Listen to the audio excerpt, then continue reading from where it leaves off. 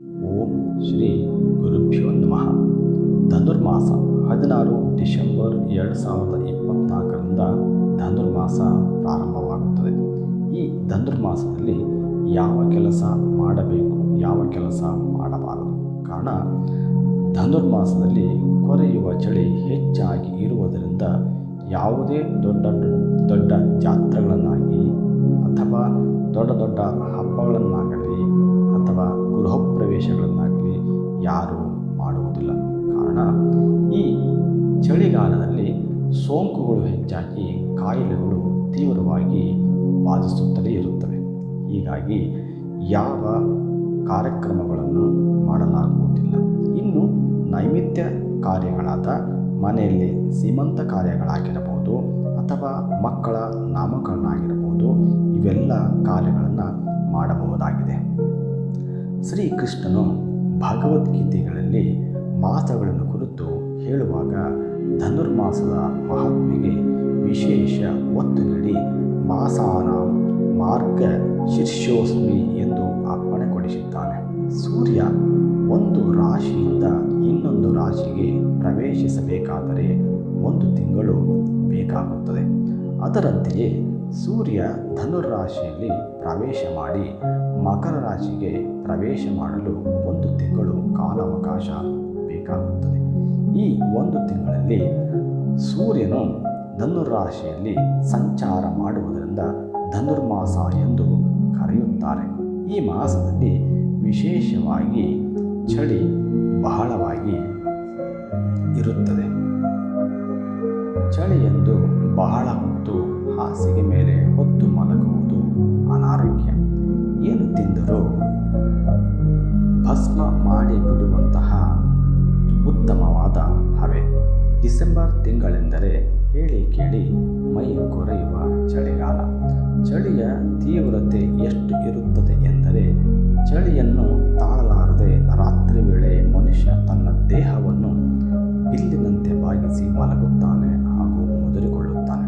ಆದ್ದರಿಂದಲೇ ಈ ಮಾಸಕ್ಕೆ ಧನುರ್ಮಾಸ ಎಂದು ಹೆಸರು.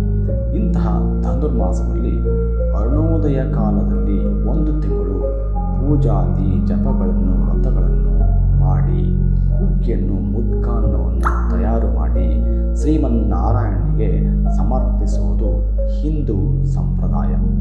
ಮುದ್ಕಾನ್ನ ಹುಗ್ಗಿ ಎಂದರೆ ಅಕ್ಕಿಯ 2ರಷ್ಟು ಪ್ರಮಾಣ ಹೆಸರುಬೇಳೆ, ಒಣ ಶುಂಠಿ, ಮೆಣಸು, ಜೀರಿಗೆ, ಪತ್ರೆ, ದಾಲ್ಚಿನ್ನಿ, ಜಾಜಿಕಾಯಿ, ಕೊಬ್ಬರಿ, ಲವಂಗ, ಉಪ್ಪು, ತುಪ್ಪ ಎಲ್ಲವನ್ನು ಕೂಡಿಸಿ ಬೇಯಿಸಿದ ಪದಾರ್ಥವೇ ಮುದ್ಕಾನ್ನ ಅಥವಾ ಹುಗ್ಗಿ. ಧನುರ್ಮಾಸದಲ್ಲಿ ದೇವರ ಪೂಜೆಗೆ ನೈವೇದ್ಯ ಪ್ರಸಾದಕ್ಕಾಗಿ ಮುದ್ಕಾನ್ನ ಹುಗ್ಗಿಯನ್ನೇ ಏಕೆ ಮಾಡಬೇಕು? ಇದಕ್ಕೆ ನಾನಾ ಕಾರಣಗಳುಂಟು. ಮನುಷ್ಯ ಶುದ್ಧ ಸೋಮಾರಿ. ಶಾಸ್ತ್ರದ ಕಟ್ಟುಪಾಡುಗಳಿಲ್ಲವಾದರೆ ಮನುಷ್ಯ ಬಿಸಿಲು ಮೈ ಸೋಂಕುವವರೆಗೂ ಹೊತ್ತ ಕಂಬಳಿಯ ಮುಸುಕನ್ನು ಸರಿಸುತ್ತಲೇ ಇರಲಿಲ್ಲ. ಆದರೆ ಸೂರ್ಯೋದಯವಾದೊಡನೆ ಚಳಿ ಹೆಚ್ಚಾಗುತ್ತದೆ. ಆದ್ದರಿಂದಲೇ ಮೈ ಬೆಚ್ಚಗಾಗಿಸುವ ಹಾಗೂ ಚಳಿಯನ್ನು ಎದುರಿಸುವ ಸಾಮರ್ಥ್ಯವನ್ನು ಕೊಡುವ ಪವಿತ್ರ ಸಾತ್ವಿಕ ಆಹಾರ ಎಂದರೆ ಮುದ್ಕಾನ್ನ ಅಥವಾ ಹುಗ್ಗಿ. ಚಳಿಗಾಲದಲ್ಲಿ ಚರ್ಮ ಒಡೆದು ವಿರೂಪಗೊಳ್ಳುವುದರಿಂದ ಚರ್ಮವನ್ನು ಸ್ನಿಗ್ಧಗೊಳಿಸುವ ಆಹಾರದ ಸೇವನೆ ತೀರಾ ಅವಶ್ಯ. ಈ ಸಮಯದಲ್ಲಿ ಶರೀರದಲ್ಲಿ ಕೊಬ್ಬಿನ ಅಂಶ ಕಡಿಮೆಯಾಗುವುದರಿಂದಲೂ ಧನುರ್ಮಾಸದಲ್ಲಿ ಹುಗ್ಗಿಯನ್ನು ಮುದ್ಕಾನ್ನವನ್ನು ಸೇವಿಸುವುದರಿಂದ ಕೊಬ್ಬಿನ ಅಂಶವನ್ನು ಹೆಚ್ಚಿಸಿ ಶಾರೀರಿಕ ಸಮತೋಲನವನ್ನು ಕಾಪಾಡಿಕೊಳ್ಳಬಹುದು. ಈ ಧನುರ್ಮಾಸದಲ್ಲಿ ಹುಗ್ಗಿ ಸೇವನೆಯು ಮುದ್ಕಾನ್ನದ ಸೇವನೆಯು ವೈಜ್ಞಾನಿಕವಾಗಿ ಸಮಂಜಸ ಎಂಬುದು ನಿಮಗೆ ತಿಳಿದಿರಲಿ.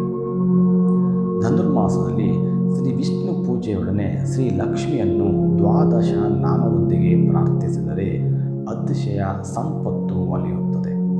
ಒಮ್ಮೆ ಇಂದ್ರದೇವರು ರಾಜ್ಯಭ್ರಷ್ಟರಾದಾಗ ಶಚಿ ದೇವಿಯು ಹುಗ್ಗಿಯ ನೈವೇದ್ಯ ಮಾಡಿ ಮಹಾಲಕ್ಷ್ಮಿಯನ್ನು 12 ನಾಮಗಳಿಂದ ಸ್ತುತಿಸಿದಳು. ಅದರ ಫಲವಾಗಿ ಇಂದ್ರದೇವರಿಗೆ ಪುನಃ ರಾಜ್ಯವು ದೊರೆಯಿತು ಎಂಬುದು ಪುರಾಣದ ಐತಿಹ್ಯ.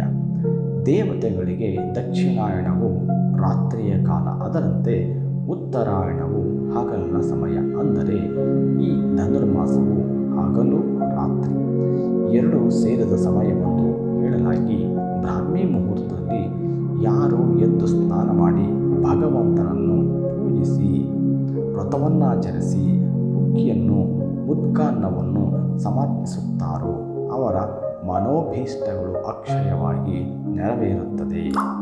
ನಕ್ಷತ್ರಗಳು ಕಾಣುವ ಸಮಯ ಉತ್ತಮ ಪೂಜಾಫಲ. ಅವು ಮರೆಯಾದರೆ ಮಧ್ಯಮ, ಮುಂಜಾನೆಯ ಹೊಂಬೆಳಕು ಮೂಡಿದರೆ ಅಧಮ ಕಾಲ, ಮಧ್ಯಾಹ್ನವಂತೂ ವ್ಯರ್ಥ. ಭಾಗವತದಲ್ಲಿ ಗೋಪಿಯರ ಕಾತ್ಯಾಯಿನಿ ವ್ರತವನ್ನು ಕುರಿತು ಹೇಳಲಾಗಿದೆ.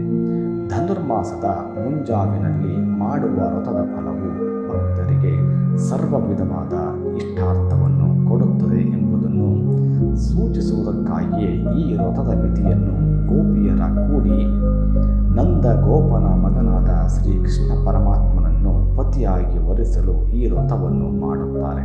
ಅಂತಹ ಪರಮಾತ್ಮನನ್ನೇ ದೊರಕಿಸಿಕೊಡುವುದು ಈ ಮಾಸವಾಗಿರುವುದರಿಂದ ಶೈವ, ವೈಷ್ಣವ, ಶಾಕ್ತ ಎಂಬ ಭೇದವಿಲ್ಲದೆ ಎಲ್ಲರಿಗೂ ಎಲ್ಲ ದೇಗುಲಗಳಲ್ಲಿಯೂ ಧನುರ್ಮಾಸದ ಆಚರಣೆಗಳನ್ನು ನಡೆಸುತ್ತಾರೆ. ಧನುರ್ಮಾಸದ ಪೂಜಾ ನೈವೇದ್ಯ ನಿಯಮವನ್ನು ತಿಂಗಳುದ್ದಕ್ಕೂ ಪ್ರತಿದಿನ ನಡೆಸಬೇಕೆಂದು ವಿಧಿಸಲಾಗಿರುವುದಾದರೂ ಆಪದ್ಧರ್ಮಿಗಳು ಒಂದೇ ಒಂದು ದಿನವಾದರೂ ಧನುರ್ಮಾಸ ವ್ರತವನ್ನು ನಡೆಸಿ ತೃಪ್ತಿ ಪಡೆಯುವುದುಂಟು. ಇದನ್ನು ಮಾಡಲಾರದವರು ಪುಷ್ಯ ಮಾಸದಲ್ಲಿ ಬರುವ ಮುಕ್ಕೋಟಿ ದ್ವಾದಶಿ ಎಂದು ಧನುರ್ಮಾಸದ ಕೃತಾರ್ಥತೆಯ ಸಮಾಧಾನವನ್ನು ತಾಳುವರು. ತಿರುಪತಿಯ ತಿಮ್ಮಪ್ಪನಿಗೆ ಸಲ್ಲುವ ವೈಕುಂಠ ಏಕಾದಶಿ, ಮುಕ್ಕೋಟಿ ದ್ವಾದಶಿ ಪೂಜಾ ಕೈಂಕರ್ಯಗಳು ವೈಶಿಷ್ಟ್ಯಪೂರ್ಣವಾದುದು.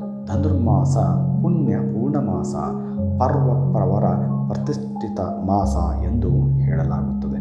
ಸರ್ವೇ ಜನೋ ಸುಖಿನೋ ಭವಂತು.